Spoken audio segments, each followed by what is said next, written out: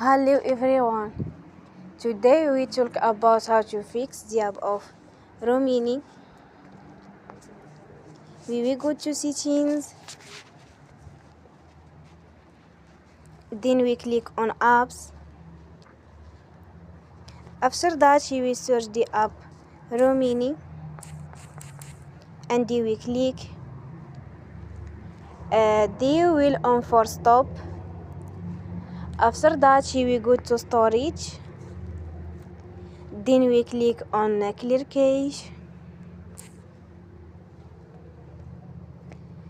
In the end, turn off your phone and you will recharge your phone again.